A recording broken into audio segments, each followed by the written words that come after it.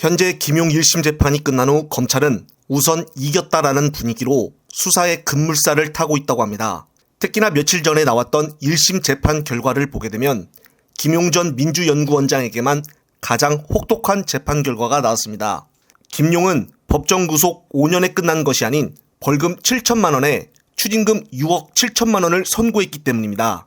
황당한 것은 남욱 역시 징역 8개월이지만 법정 구속은 면하고 벌금조차 없었으며 유동규와 정민용은 아예 모든 것이 무죄가 나왔습니다. 유동규는 1심 재판이 끝나고 나서 기자들과의 인터뷰에서 본인도 자신이 죄가 있다는 것을 인정하면서도 무죄가 나올 줄은 몰랐다라는 취지로 놀라워했습니다.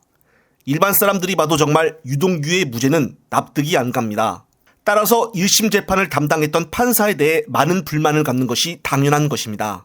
이번 판결이 유동규가 김용에게 돈을 줬다는 진술을 토대로 판결을 내린 사건인 만큼 유동규는 자금 출처인 남욱 변호사와 기부 공범이어야 자연스러운 것입니다.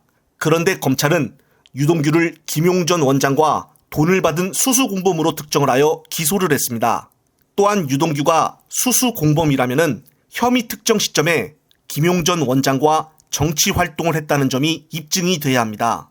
그러나 그때 당시 유동규는 정치에 전혀 관여하지 않았습니다. 결과적으로 재판부마저 검찰이 내놓은 공모관계도 맞지 않는 엉터리 공소장을 근거로 하여 심리를 하다 보니 유동규에게 죄가 있다는 판단을 내리지 못한 것입니다. 하지만 재판부도 선고를 하는 과정에서 이 점을 언급을 했었습니다.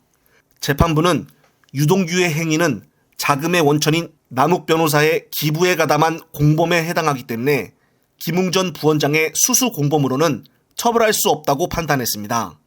심지어 공판 과정에서 검찰의 수수 공범 공소장을 기부 공범으로 변경하는 데 대한 검토를 권고했다고 합니다.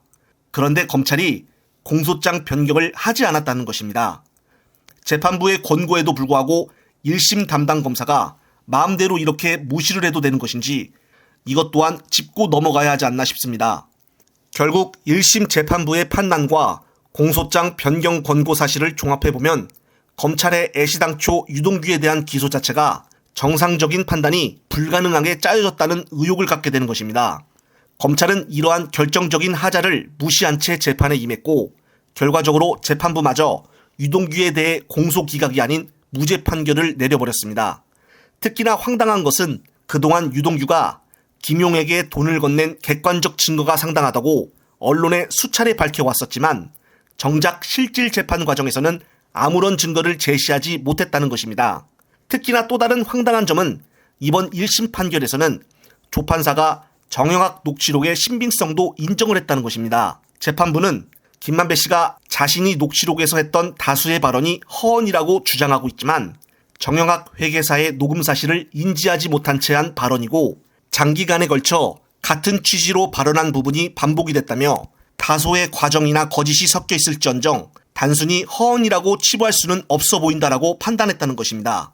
그동안 정영학 녹취록이 뉴스타파에서 보도를 많이 할 정도로 가장 주목을 끌고 관심도가 많았지만 예전 2월 9일 이준철 담당 판사로부터 곽상도 50억에 대한 뇌물죄가 무죄로 나오면서 큰 당황을 했었습니다. 당시 검찰은 정영학 녹취록을 기반으로 해서 곽상도를 기소했지만 당시 재판부는 정영학 녹취록이 대화를 나눈 것일 뿐 신빙성이 떨어진다고 판단하여 무죄를 선고했다고 언론에도 보도된 바가 있었습니다. 결론적으로 어느 판사는 녹취록의 신빙성이 인정이 된다고 하고 어느 판사는 녹취록의 신빙성이 인정이 안 된다고 하고 재판에서는 증거물에 대한 판례라는 것이 존재하는데 이렇게 판사들 사이에서 증거물을 가지고도 판단하는 것이 달라 어느 장단에 어떻게 맞추어야 하는 것인지 정말 당황스럽기만 합니다. 더군다나 이번 1심 판결에서 유동규의 진술을 대부분 인정한 꼴이 되어 지금 검찰에서는 유동규가 진술했던 428억 원에 대해 다시 재수사를 검토하고 있다는 것입니다.